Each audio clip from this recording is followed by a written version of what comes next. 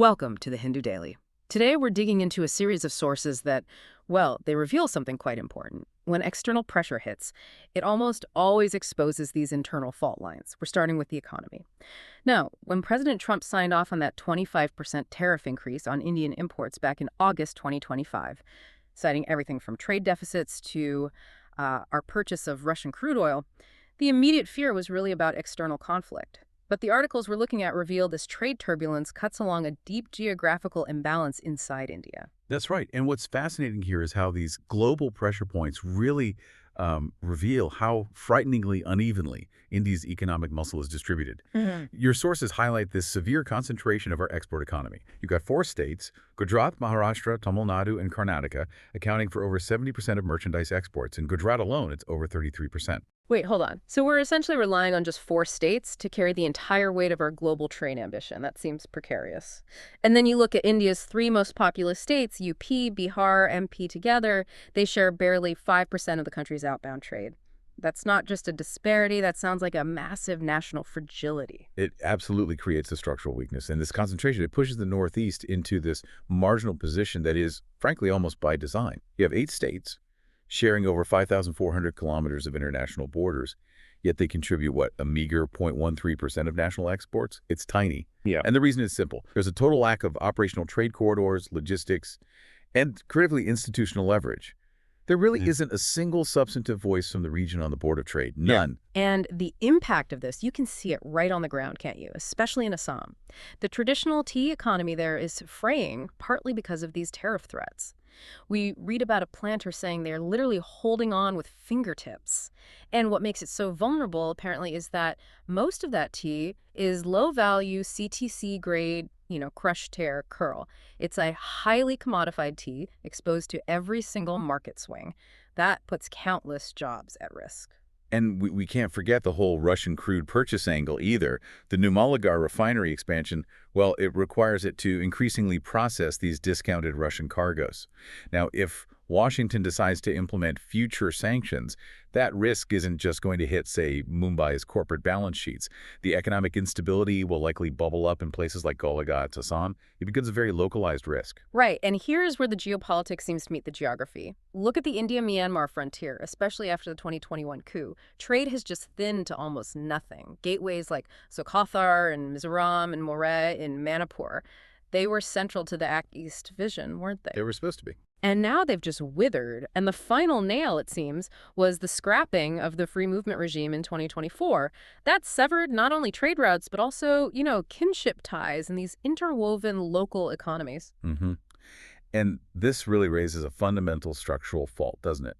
India seems focused on negotiating global trade based on product shifts, like, moving from textiles to pharma or electronics. But it seems to be completely ignoring geographical dispersion as a strategy. So resilience is only seen as changing what we sell, not where we make it or ship it from? Exactly. The borderlands are now treated more like containment grids, structured by counterinsurgency thinking, not as potential economic anchors. So India's out there negotiating trade globally, while kind of ignoring the very geography that could stabilize its economy internally. It's a paradox. Okay, let's pivot now from that economic geography to, hard geopolitics. There's a new strategic mutual defense agreement signed between Pakistan and Saudi Arabia. And the clause that really made New Delhi sit up straight was this one. Any aggression against either country shall be considered an aggression against both. That's quite something. Oh, that clause definitely rankled nerves, no doubt about it. And it happened against quite a tense backdrop, remember. We saw that April 2025 terror attack in Pahalgam, which then led to Operation Sindoor, a pretty major military exchange. And interestingly, Saudi and Iranian diplomats are actually in New Delhi during that escalation. Oh, really? So Riyadh was possibly trying to mediate? It suggests Riyadh was likely trying to diffuse the situation, yeah. But the pact itself, it formalizes a significant new strategic alignment, regardless of those diplomatic efforts. Right. And from Islamabad's perspective, this deal looks highly effective, doesn't it? It kind of kills 2 birds with 1 stone, as the saying goes. It rekindles that lost sheen with the kingdom relations had been strained since Pakistan refused to join the Yemen campaign back in 2015. And simultaneously, it creates a brand new security challenge for New Delhi. Precisely. And the strategic motivation for Riyadh seems quite clear, too. The Saudis, well, they view the Pakistani military, which has real-world combat experience, often against India, let's be clear, as the most credible force for their regional security, particularly as the U.S. is increasingly seen as, shall we say, an unreliable military partner in the region. A shifting perception of the U.S. role. Definitely. And let's be frank here. Pakistan's nuclear file is once again delivering dividends for them. It has been touted, perhaps symbolically, perhaps more, as a potential supermarket for Riyadh's nuclear requirements. That adds another layer. But is there an underlying factor here that maybe India often misses? We tend to focus on economic levers, diplomatic outreach. But the sources stress that India's outreach might not be able to install a permanent wedge because the Saudi-Pakistan relationship is rooted in things like Islam ideology, Sunnism, fundamentals that are described in the text as potentially unbreakable. I think that's the key context, yes. The message for India here seems to be that Riyadh is actively chasing strategic autonomy and multi-alignment, much like India itself is trying to do, right? Exactly. So this pact is maybe like a trailer of how the geopolitical chessboard is being stacked, potentially outside of India's traditional comfort zone. And the risk is, if India's strategic approach remains culturally risk-averse, or if it adopts this sort of idealistic view of playing the role of chief pacifist, as one source puts it, it risks losing crucial strategic traction in this shifting landscape.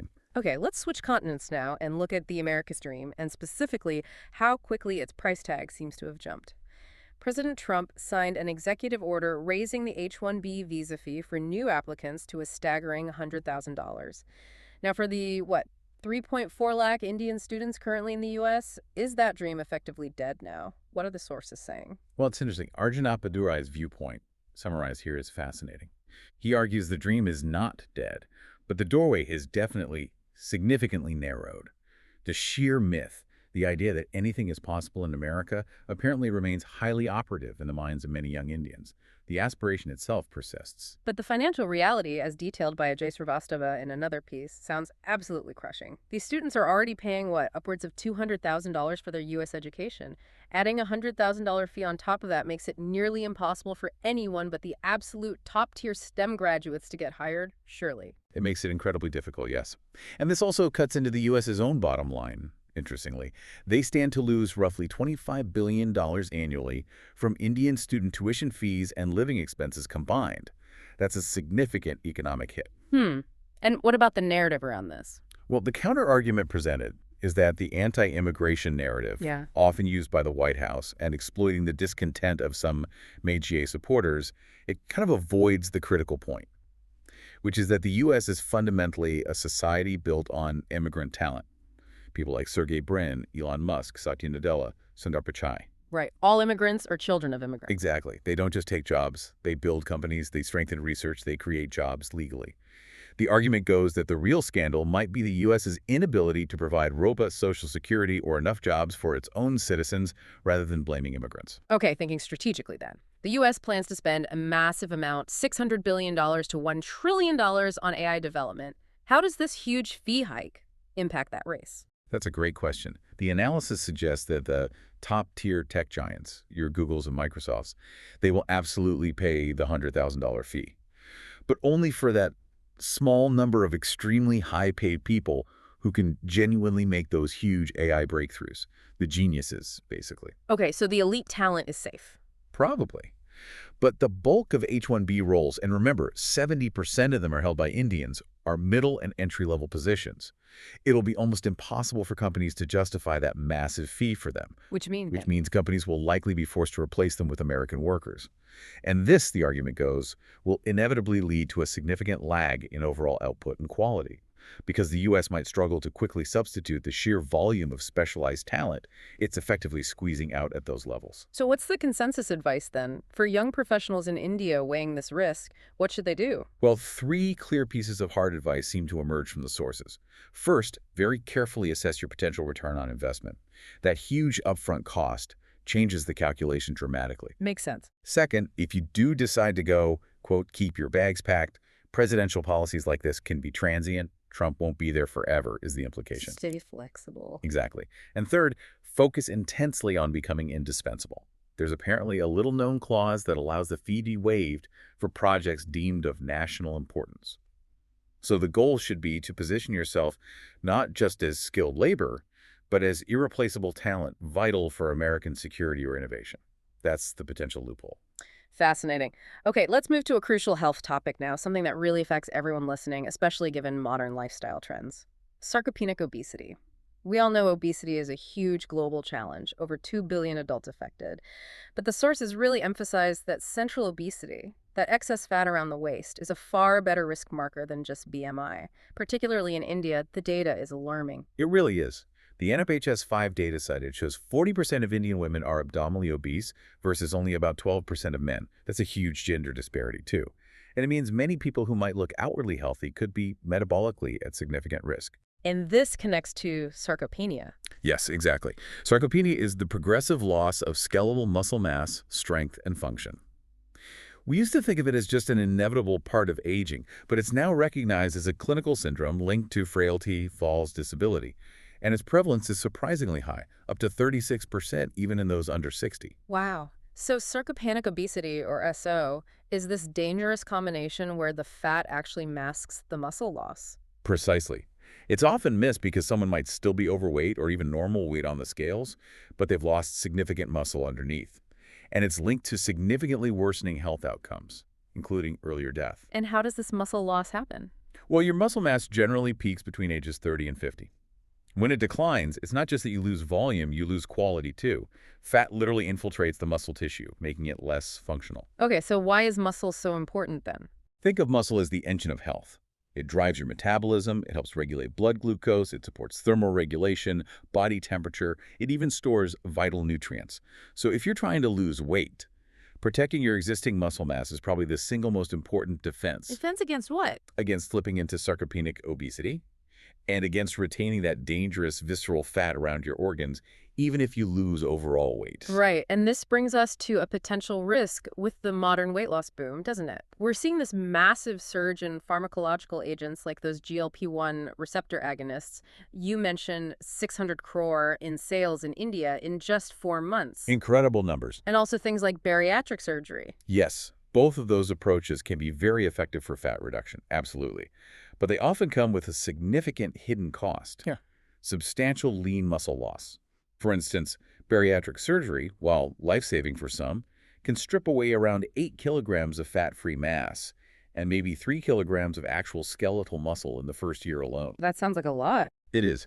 And this decline weakens the metabolism. It can potentially heighten appetite later on and fundamentally increases the long-term risk of weight regain.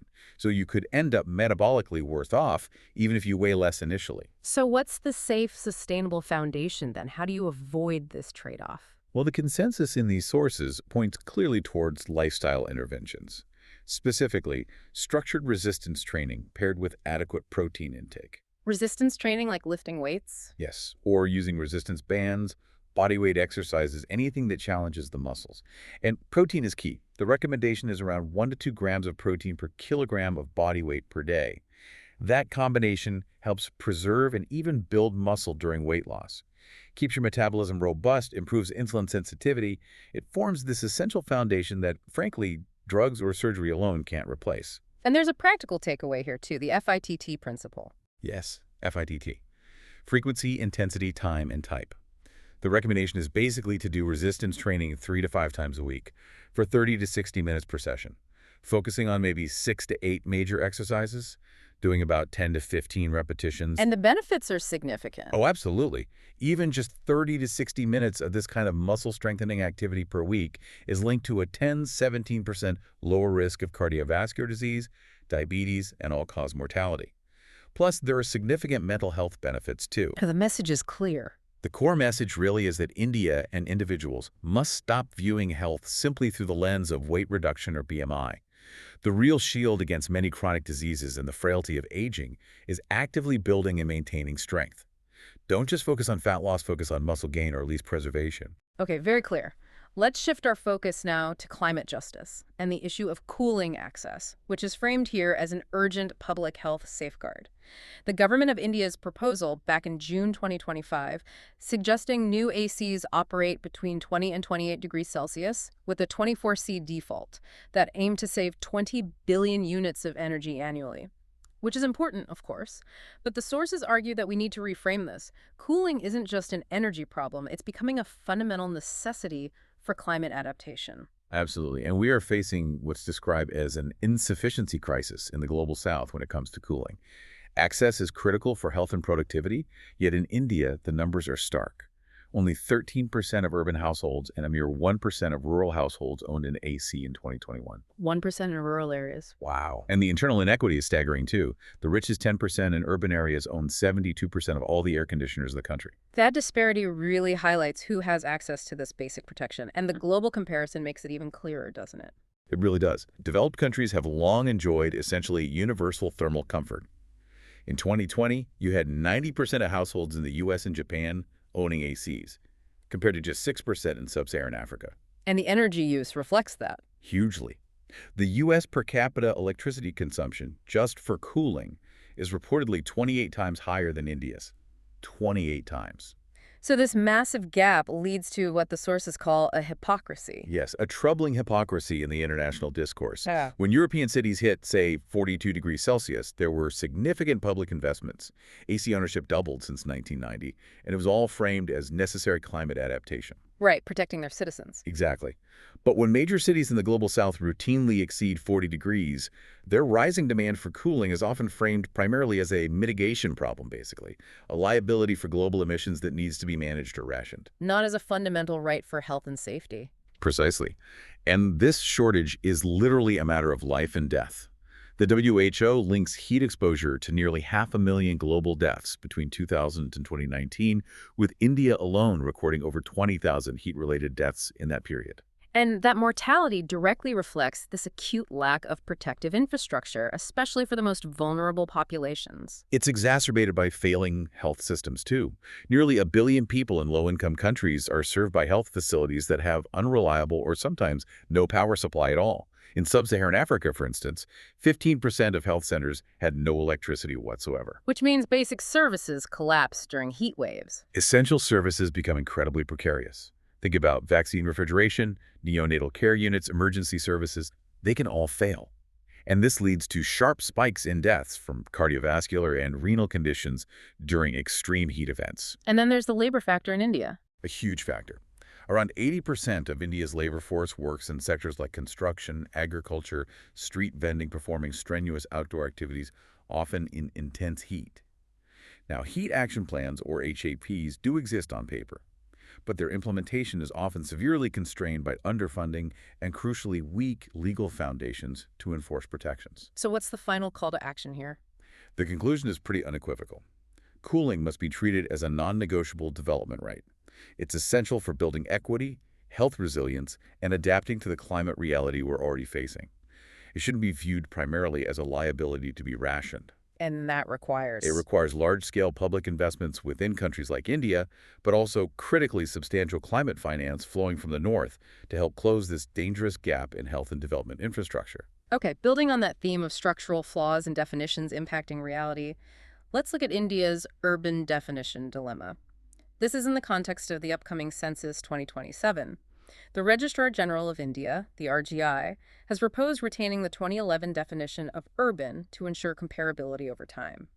And that definition includes two main categories: statutory towns, which have formal urban local bodies. Right, municipalities, corporations. And then these things called census towns. Yes, and the census town definition is where the structural problem really lies. To be a census town, a place needs a minimum population of 5,000, high population density, 400 persons per square kilometers. And here's the key criterion. 75% of the male main working population must be engaged in non-agricultural work. Male main working population. Exactly. Yeah. The issue is that while these census towns function economically and socially, much like urban areas, they remain administratively rural under the Panchayati Raj system. And that administrative status makes a huge difference, right? It's enormous. Formal urban local bodies, or ULBs, generally have much more autonomy, greater control over finances, and significantly better planning capabilities compared to panchayats. So by sticking to this rigid binary definition, the system completely ignores this complex, rapidly growing spectrum of settlements that are urbanizing but aren't formally recognized as such. The peri-urban areas fall through the cracks. Is there evidence of this governance gap? Oh, definitely. The sources cite staggering evidence. For example, 251 settlements identified as census towns back in the 2001 census still remained under rural governance in the 2011 census a decade later. And West Bengal saw the biggest jump in new census towns in 2011, 526 them.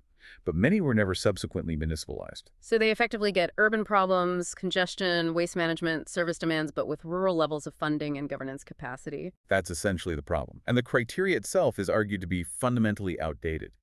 One study mentioned suggests India's actual urban population in 2011 could have been 35% to even 57% higher than the official figures if a more realistic, functionally based definition was used. 57% higher. That's a massive undercount. Potentially, yes. And that 75% male workforce rule is particularly problematic in today's economy. It completely fails to acknowledge women's significant contributions, especially in the informal sector or unpaid work. Right. It ignores half the population's economic activity, basically. And it doesn't capture the reality of blurred lines between agriculture and services, or the rise of the gig economy, where work isn't neatly categorized anymore. So the risk of retaining this definition for Census 2027 is? The risk is substantial. It means potentially misclassifying millions of people, leading to a significant undercounting of genuinely urbanized areas. And critically, it means excluding these rapidly growing settlements from the appropriate governance structures, planning frameworks, and resource allocation they desperately need to manage their growth sustainably. Okay, one final deep dive. Let's turn to this concept of provincial citizenship. We often celebrate global mobility, but the sources highlight a contrasting reality within India. Physical mobility for livelihoods outside one's home state often remains restricted, or at least precarious, a precarity that became painfully visible during the COVID-19 pandemic with the migrant worker crisis. Exactly. And this is where Alec Ranjan's concept of provincial citizenship, as discussed in the source, becomes really active and relevant. It emerges from essentially nativist politics rooted in a strong emotional sense of belonging to one's state. And this makes domicile, proof of residence in a state, an increasingly potent political instrument. Well, it accentuates states, rather than the nation, as the primary site of citizenship rights and belonging. And this directly challenges the constitutional ideal of one nation, one citizenship. Are there examples of how this plays out? Yes, the article gives two interesting contrasting case studies.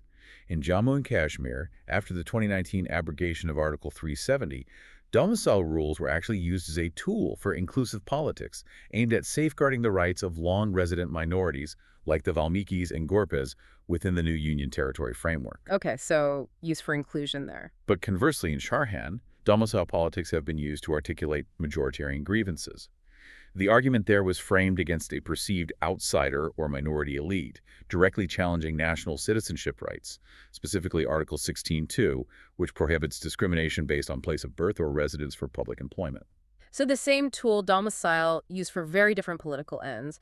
Is this kind of conflict entirely new? Not entirely. The source reminds us of Myron Weiner's work back in 1978 on the Sons of the Soil conflicts, which dealt with similar tensions.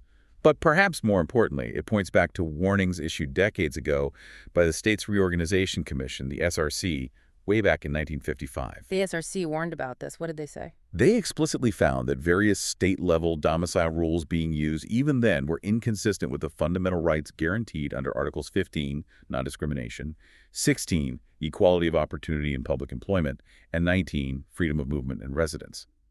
And they issued a really stark warning. They said that without new unifying legislation from Parliament to regulate these matters, and I quote, the concept of a common Indian citizenship would have no meaning. Wow, would have no meaning. That's strong language from 1955. Extremely strong. And so the argument is that the newness of provincial citizenship today isn't the tension itself, but the fact that this decades-old warning, a warning that perhaps remained passive in a written report for years, has now seemingly transcended that report to become an active and grave reality. Provincial citizenship, fueled by contemporary politics, is now an active force challenging the very foundations of national integration. So we've really journeyed through a lot today, how structural imbalances, whether geographical or definitional, impact everything from trade and security to health, urban governance, and even the very idea of national citizenship. Given all this evidence that economic stability, climate justice, national cohesion, they all seem to rely on seriously addressing geographical and social equity, it leaves you wondering, doesn't it? What really happens to the national project, the idea of one nation, when the vast majority of political and economic power remains so heavily concentrated in just a handful of states, while concepts like provincial citizenship gain ground elsewhere? Are those two things fundamentally incompatible in the long run? Definitely something to think about. Thank you for listening. If you want to provide suggestions, please contact on the Twitter handle given in the episode description. As always, we are eager to hear what our listeners want to be informed about. We wish you a great day.